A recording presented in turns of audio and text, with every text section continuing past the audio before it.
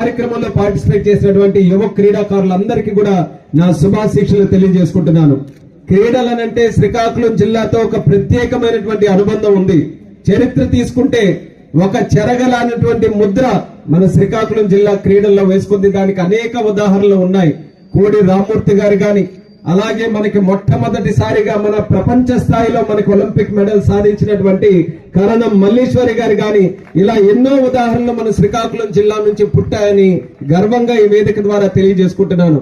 అటువంటి జిల్లాలో క్రీడలకి ఎటువంటి కార్యక్రమం జరిగినా సరే పెద్ద ఎత్తున ప్రతి ఒక్కరు కూడా సహకరిస్తూ ప్రతి కార్యక్రమాన్ని కూడా ముందుకు నడిపించాలని ఎంతో సహృదయంతో పార్టిసిపేట్ చేసినటువంటి దాతలందరికీ కూడా ఈ జిల్లా వాసుల తరపున మరొక్కసారి ప్రత్యేక ధన్యవాదాలు ఈ సందర్భంగా తెలియజేసుకుంటున్నాను.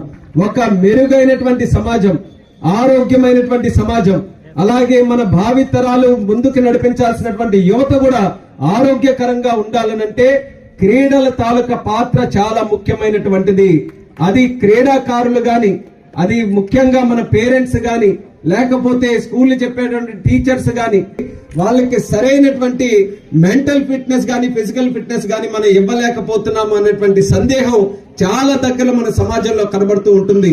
ఇప్పటికైనా సరే అటువంటి పొరపాటు ఎక్కడైనా జరిగితే సరిదిద్దుకోవాల్సినటువంటి బాధ్యత రాష్ట్ర కేంద్ర ప్రభుత్వాలతో పాటు స్కూల్ వ్యవస్థ నడిపించేటటువంటి పెద్దలు, అలాగే సమాజంలో ఉన్నటువంటి వ్యక్తులు మన అందరి మీద ఉన్నదన్నది ఈ కార్యక్రమం ద్వారా మరొకసారి గుర్తించాలని ప్రతి ఒక్కరికి కూడా ఈ సందర్భంగా కోరుతున్నాను. మొన్ననే ఒలింపిక్స్ జరిగాయి ప్యారిస్ లో. 6 మెడల్స్ మనం సాధించుకున్నాం. సుమారు 71వ స్థానంలో భారతదేశం ఉంది. బాధ కలుగుతుంటుంది కొన్ని సందర్భాల్లో. ఇంత పెద్ద దేశం, ఇన్ని విశిష్టలు కలిగినటువంటి దేశం, ఎందుకు మనం అంత స్థాయిలో మనం రాణించలేకపోతున్నాం అనేది జరుగుతుంటుంది. కానీ మనం దృష్టి పెట్టాల్సినటువంటిది ఒలింపిక్ లో ఎన్ని మెడల్స్ సాధించామన్నది కాదు, గ్రామ స్థాయి నుంచి క్రీడాకారులు ఏ రకంగా మనం ప్రోత్సహించి అక్కడికి పంపిస్తున్నాం అన్నది, దాని మీద మనం దృష్టి పెట్టాల్సినటువంటి అవసరం ఉంది. దానికోసం రాజుగారు కూడా చెప్పారు, గెలిచిన తర్వాత వాళ్ళందరినీ కూడా ప్రోత్సహించే బదులు గ్రామీణ స్థాయిల నుంచి, మండల జిల్లా స్థాయిల నుంచి, ఏదైతే చిన్న స్థాయి నుంచి యువ క్రీడాకారులు ఎవరైతే క్రీడల పట్ల ఆసక్తి చూపించి ముందుకు వస్తున్నారో వాళ్ళకి సహకరించే పథకాలు చేయాలని నా వంతుగా ఈ రోజు ఒక స్థానంలో ఉన్నాను కాబట్టి మాటిస్తున్నాను. రాష్ట్ర కేంద్ర ప్రభుత్వాలతో మాట్లాడి గ్రౌండ్ లెవెల్ నుంచి కూడా క్రీడాకారుల్ని, క్రీడా వ్యవస్థని ప్రోత్సహించడానికి నా వంతుగా ఖచ్చితంగా నేను చర్యలు తీసుకుంటానని కూడా ఈ సందర్భంగా తెలియజేసుకుంటున్నాను. అలాగే మన జిల్లాలో కూడా క్రీడా వ్యవస్థని మరింత పొందుపరచాలని, మనకు ముఖ్యంగా ఉన్నటువంటి స్టేడియం అది ఎంతో కాలం నుంచి అదొక పోలవరం ప్రాజెక్టు లాగా గతంలో అయిపోయింది. మరి అది ఎట్టి పరిస్థితుల్లో పూర్తి చేయాలని చెప్పి కంకణం కట్టుకొని మరి నేను గాని అచ్చెన్నాయుడు గారు గాని, మరి దీనికి ప్రత్యేకమైనటువంటి దృష్టి పెడుతున్నటువంటి గొండు శంకర్రావు గారు గాని, ఈ రోజు ఎలక్షన్లు గెలిచి మళ్ళీ ప్రభుత్వాలు ఏర్పాటు చేసిన తర్వాత పెద్ద ఎత్తున స్టేడియం ని పూర్తి చేయాలని దృష్టి పెట్టి కాంట్రాక్టర్ ని కూడా పిలిపించి కలెక్టర్ గారికి కూడా నోడల్ పాయింట్ గా పెట్టి ప్రతి రోజు కూడా ఎంత మంది వర్కర్స్ అక్కడికి వెళ్లి పనిచేస్తున్నారు, ఎంత ప్రోగ్రెస్ వస్తుందని డైలీ మానిటరింగ్ తో మన జిల్లాలో జరిగే ఏకైక ప్రాజెక్టు మన స్టేడియం ప్రాజెక్ట్ అనేది కూడా తెలియజేస్తున్నాను. ఎందుకనంటే అది ఎట్టి పరిస్థితుల్లో పూర్తి చేసి దాని తాలూకా ఫెసిలిటీ మన జిల్లాకి, మన క్రీడాకారులకి అందించగలిగితే వాళ్ళు ఆ ప్లాట్ఫామ్ ని సద్వినియోగం చేసుకుని మన జిల్లా తాలూకా కీర్తి ప్రతిష్టలు క్రీడల ద్వారా ప్రపంచ స్థాయిలో నిలబడతారనే నమ్మకంతో దాన్ని పూర్తి చేయడానికి ఈ రోజు కంకణం కట్టుకున్నాం. పాత్రునివాల్స్ లో 30 ఎకరాలు ఉంది.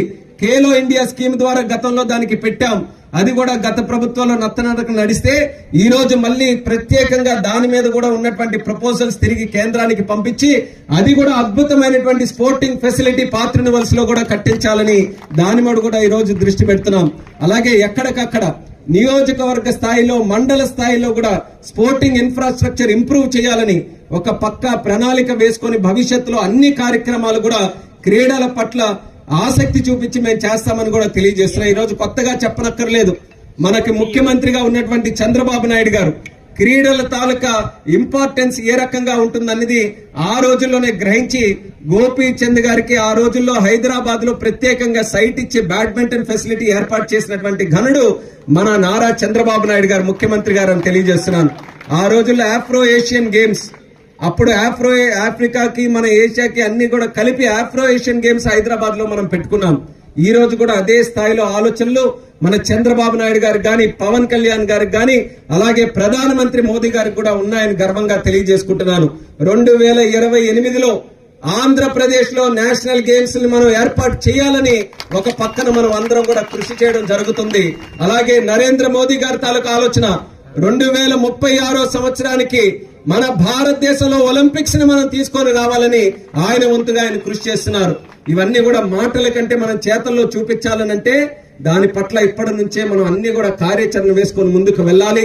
అటువంటి ఆలోచన ముఖ్యమంత్రి గారికి, ప్రధానమంత్రి గారికి ఉంది కాబట్టి ఆ ఆలోచనల ద్వారా మనం ముందుకు నడిస్తే ఇన్ఫ్రాస్ట్రక్చర్ ని మరింత మనం అందరం కూడా తయారు చేసుకోవచ్చు అన్న ఆలోచనతో ఈ సందర్భంగా తెలియజేసుకుంటున్నాను. అలాగే మన శ్రీకాకుళం జిల్లాలో ఈరోజు మొదటి కాంపిటీషన్ గా ఇది జరుగుతుంది. కానీ మన జిల్లా పెద్దలు క్రీడల గురించి ఎంత కష్టపడి పనిచేస్తున్నారో నేను ఎప్పుడు నా 10 సంవత్సరాలు నా రాజకీయ అనుభవంలో చూశాను. ఎన్ని రకాలైనటువంటి ఒడిదొడుకులు వచ్చినా, కరోనా వచ్చినా, రాష్ట్ర ప్రభుత్వం నుంచి సహకారం ఉన్నా లేకపోయినా ప్రతి సంవత్సరం కూడా ఏదో ఒక కష్టపడి అవసరమైతే సొంత డబ్బులైనా ఖర్చు పెట్టి మరి కార్యక్రమాలు జరిపిస్తున్నటువంటి ఈ స్పోర్టింగ్ మీద ఆసక్తి ఉన్నటువంటి ప్రతి ఒక్కరికి కూడా మనస్ఫూర్తిగా అభినందనలు